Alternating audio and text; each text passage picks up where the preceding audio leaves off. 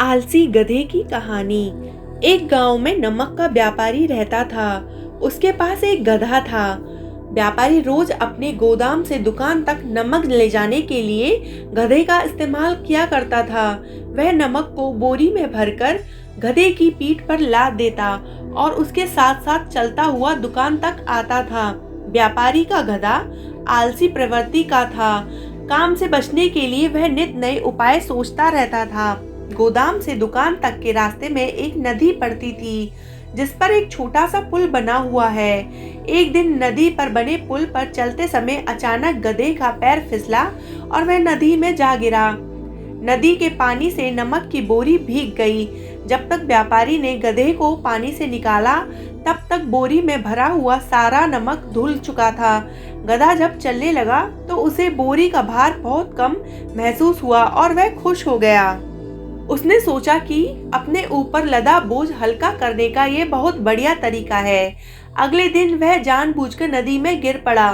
नमक पानी में धुल जाने से बोरी का वजन फिर कम हो गया। उसके बाद से वह हर रोज ऐसा ही करने लगा। रोज रोज गधे की ये हरकत देखकर व्यापारी उसकी चालाकी समझ गया।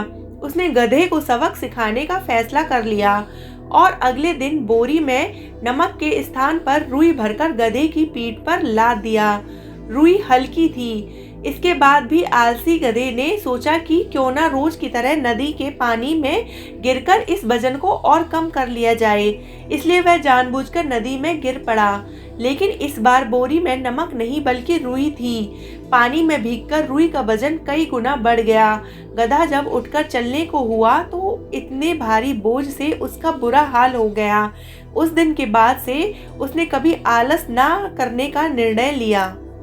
इस कहानी से हमें यह सीख मिलती है कि आलस का फल कभी न कभी मिल ही जाता है और एक ही उपाय हर बार कारगर सिद्ध नहीं होता। ऐसी ही और शिक्षाप्रद कहानियों के लिए प्लीज़ हमारे चैनल को लाइक शेयर सब्सक्राइब जरूर करें। Thank you.